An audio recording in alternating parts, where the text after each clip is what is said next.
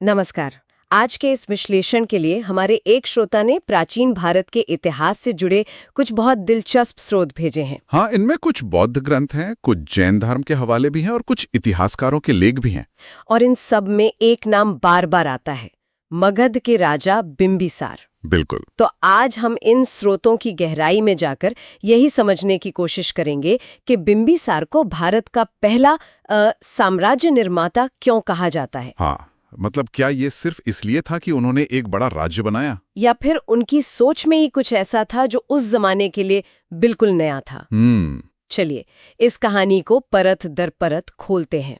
हमारे स्रोत बताते हैं कि बिंबिसार सिर्फ 15 साल की उम्र में मगध की गद्दी पर बैठे थे। सिर्फ 15 साल?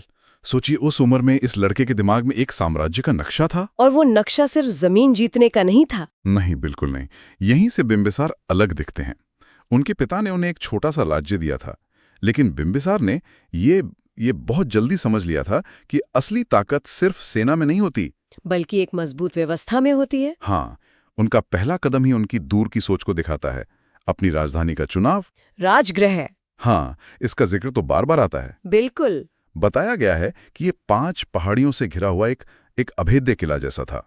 पर ये सिर्फ सुरक्षा की बात तो नहीं थी, है ना? नहीं, एक मास्टर स्ट्रोक था। राजगृह को चुनकर उन्होंने 2 चीजें हासिल की। एक तो जैसा आपने कहा, प्राकृतिक सुरक्षा।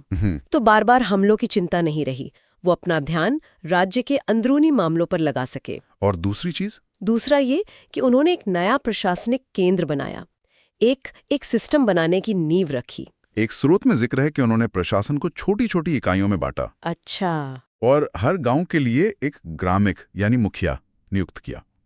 अब सोचिए, ये उस जमाने के लिए कितनी बड़ी बात थी। मतलब वो सत्ता को नीचे तक ले जा रहे थे, जमीनी स्तर तक। बिल्कुल।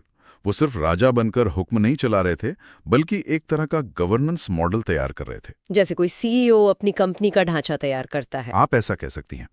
वो समझ गए थे कि एक स्थायी साम्राज्य के लिए एक मजबूत प्रशासनिक रीढ़ की हड्डी चाहिए। कर वसूलने की एक प्रणाली बनाई, न्याय के लिए अधिकारी नियुक्त किए। वो एक आर्किटेक्ट थे जो एक राष्ट्र की नींव रख रहे थे। ठीक है, तो प्रशासन और राजधानी तो सुरक्षित हो गई, लेकिन मगध उस समय भी मतलब शक्तिशाली पड़ोसियों से घिरा हुआ था। अंग, कौशल, वज्जी। हाँ, बड़े बड़े राज्य थे। और यहाँ पर उन्होंने जो रास्ता चुना वो शायद उनकी सबसे बड़ी राजनीतिक पहचान है। हमारे स्रोत इस पर बहुत जोर देते हैं, युद्ध नहीं, रिश्ते। हाँ, और ये उस जमाने की सोच के बिल्कुल उलट था। बिल्कुल। उस युग में तो ताकत का पैमाना यही था कि आपने कितनी लड़ाइयां जीती। बिंबिसार ने इस परिभाषा को ही बदल दिया। उन्होंने अपनी सबसे बड़ी ताकत अपनी कूटनीति को बनाया, और इसका सबसे बड़ा उदाहरण है उनके विवाह संबंध। स्रोतों में 3 बड़े विवाहों का जिक्र है। सबसे पहला और शायद सबसे जरूरी, कौशल राज्य से। हाँ, कौशल की राजकुमारी कौशल देवी से।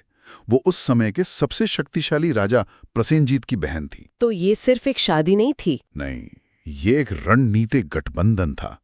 इस शादी से उन्हें दहेज में काशी का प्रांत मिला। काशी, जो उस समय व्यापार और राजस्व का बहुत बड़ा केंद्र था। बिल्कुल।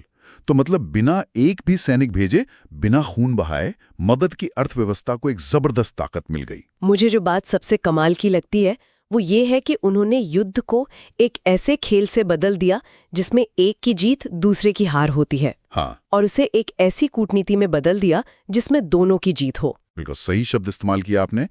उन्होंने दुश्मन को हराया नहीं, उसे रिश्तेदार बना लिया। दूसरा महत्वपूर्ण विवाह उन्होंने लिच्छवी गणराज्य की राजकुमारी चेलना से किया। वैशाली के लिच्छवी, वो तो बहुत शक्तिशाली गणराज्य था। हाँ, और मगध की उत्तरी सीमा पर एक बड़ा खतरा बन सकता था। इस शादी से उन्होंने अपनी उत्तरी सीमा को हमेशा के लिए सुरक्षित कर लिया। तो उस तरफ से हमले की कोई चिंता नहीं। कोई चिंता नहीं। और तीसरा विवाह पंजाब के मद्रकुल की राजकुमारी क्षेमा के साथ था। तो मतलब पूर्व में कौशल से दोस्ती, उत्तर में वैशाली से रिश्तेदारी, और पश्चिम की तरफ भी एक तरह का संपर्क। ये शतरंज की बिसात बिछाने जैसा है। बिल्कुल। वो समझ रहे थे कि एक दुश्मन को हराने से आपको एक हारा हुआ दुश्मन मिलता है जो बस मौके के इंतजार करेगा, लेकिन एक दुश्मन से रिश्ता जोड़ने पर आपको एक सहयोगी मिलता है। हालांकि ऐसा भी नहीं है कि उन्होंने तलवार का इस्तेमाल बिल्कुल नहीं किया। अच्छा। और जब कूटनीति काम नहीं आए, जैसे कि पड़ोसी राज्य अंग के साथ, तो उन्होंने उस पर चढ़ाई की और उसे मगध में मिला लिया। लेकिन वो उनका आखिरी विकल्प होता था, पहला नहीं। और उनके जीवन का एक बिल्कुल अलग अध्याय तब शुरू होता है जब उनकी मुलाकात एक घूमते हुए भिक्षु से होती है जो उस समय तक बुद्ध नहीं बने थे। हाँ, सिद्धार्थ गौतम। बौद्ध स्रोतों में इस मुलाकात का बड़ा नाटकीय वर्णन है। कहानी तो बड़ी दिलचस्प है। हाँ, कहते हैं कि बिंबिसार ने अपने महल की खिड़की से एक युवा तेजस्वी साधु को भिक्षा मांगते देखा और वो उनके व्यक्तित्व से इतने प्रभावित हुए कि उन्हें महल में बुलवा लिया। हाँ, और उन्होंने सिद्धार्थ से पूछा कि इतनी कम उम्र में राजपाट क्यों छोड़ दिया, और उन्हें अपना आधा राज्य देने का प्रस्ताव भी दिया। एक राजा एक साधु को अपना आधा राज्य ऑफर कर रहा है, ये अपने आप में एक असाधारण बात है। और सिद्धार्थ का जवाब भी उतना ही असाधारण था। उन्होंने विनम्रता से मना कर दिया और कहा कि वो सत्य की खोज में निकले हैं, राजपाट की नहीं।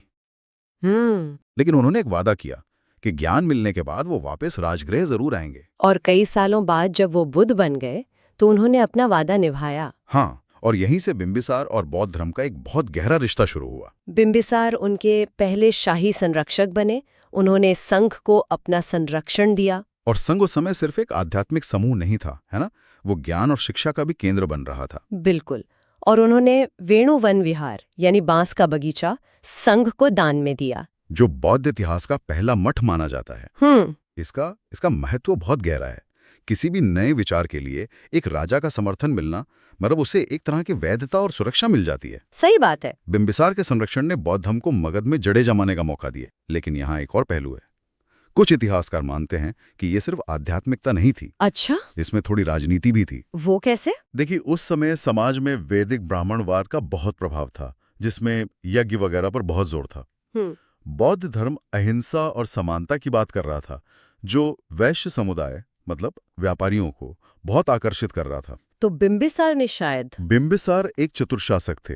उन्होंने शायद ये समझा कि इस नए धर्म को समर्थन देकर वो ब्राह्मणों के प्रभाव को संतुलित कर सकते हैं और व्यापारी वर्ग का समर्थन भी हासिल कर सकते हैं, जो राज्य की अर्थव्यवस्था के लिए बहुत जरूरी था। बिल्कुल। तो ये आस्था और राजनीति का एक मिलाजुला कदम हो सकता है।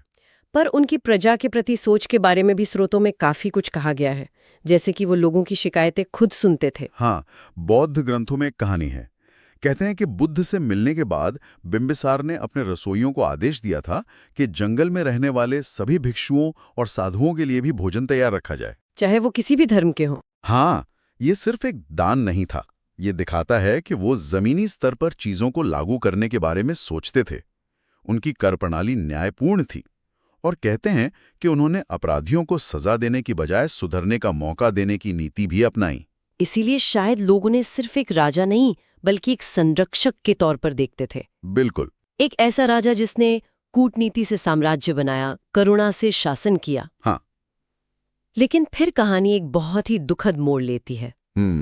और यहाँ पर हमारे अलग अलग स्रोत थोड़ी अलग अलग बातें कहते हैं। केंद्र में एक ही व्यक्ति है, बिंबिसार का बेटा अजातशत्रु। हाँ, और अजातशत्रु की महत्वाकांक्षा। बौद्ध स्रोतों के अनुसार अजातशत्रु को बुद्ध के चचेरे भाई देवदत्त ने उकसाया था। देवदत्त, वो तो संघ का प्रमुख बनना चाहता था। हाँ, और उसने अजातशत्रु को सत्ता का लालच दिखाया। उसने कहा कि तुम अपने पिता को मार दो और राजा बन जाओ, और मैं बुद्ध को हटाकर संघ का प्रमुख बन जाऊंगा। बिल्कुल, सत्ता का लालच। और नतीजा ये हुआ कि अजातशत्रु ने अपने ही पिता को बंदी बना लिया।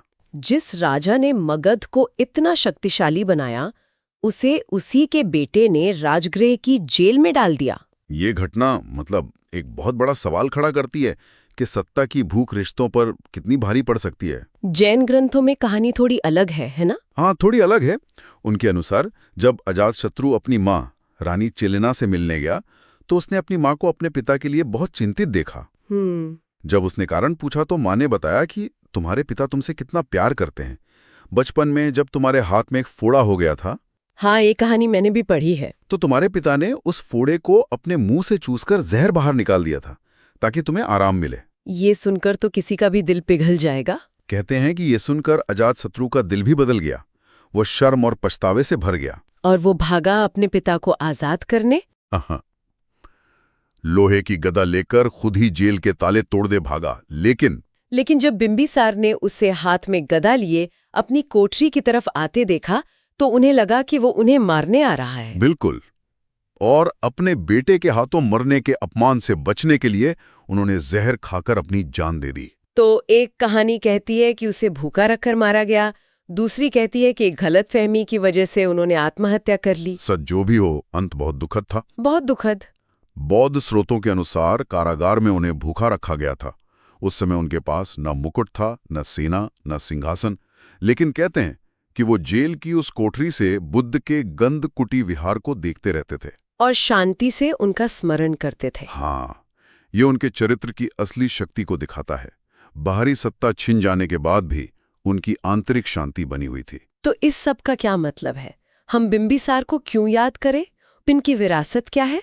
वो इसलिए महान नहीं है कि उन्होंने कितने युद्ध जीते, बल्कि इसलिए कि उन्होंने शासन करने का एक नया तरीका दिखाया। बिल्कुल।